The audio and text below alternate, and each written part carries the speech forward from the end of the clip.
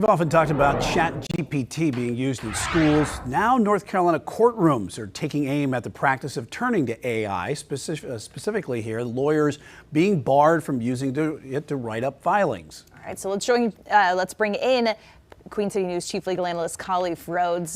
This is not something that you really want a computer to do all the time. This isn't necessarily, or this is new for North Carolina, but not really legal systems across the country. It is definitely not something that you want to overly rely on if you're an attorney. You as the client come into an attorney's office, you're anticipating that your attorney's the one that's doing the research and drafting this document, whatever they're going to submit to the court. But as AI outpaces the law and outpaces even court rules, it's something that legal scholars and attorneys that are practicing have embraced. I won't say that it gives you a shortcut, but it definitely, in its ideal basis, gives it to practice a leg up, a quicker ability to do something that may have taken 18 to 19 to 20 hours. You can condense that, to a few hours. And so you would think that would now go hand in hand to the clients. You're paying lower attorney fees because now it's not you're taking your attorney weeks to draft something that could take you a couple of days. The problem is that they're known to do these hallucinations, where AI is not giving you actual case law to support what it wrote for you. It's giving something it made up based on a novel that it may have drafted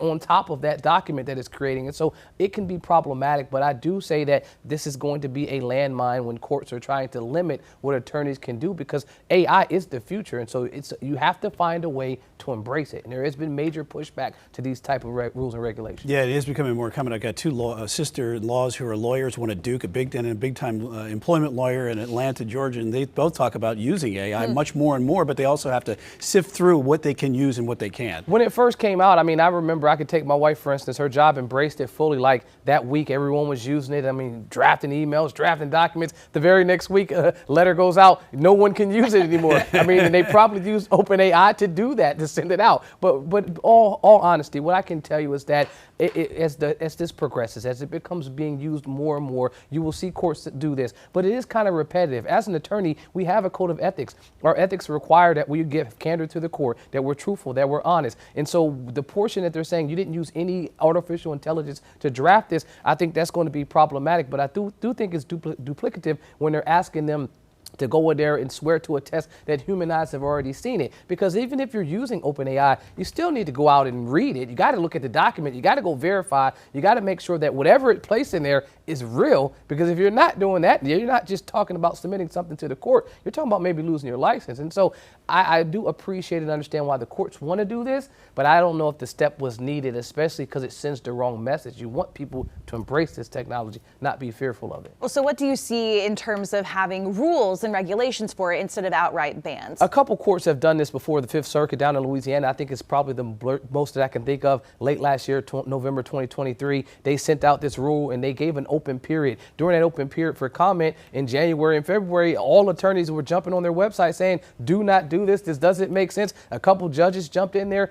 You want to find ways to ensure that the legal process is getting better. And let's think about it really in a small time. 2020, everyone thought the .com was going to ruin everything because it was all books. And you have this crazy thing called the internet. We don't want to see it. We don't want to embrace it. We don't want to stop using our typewriters. We don't want to use these computers.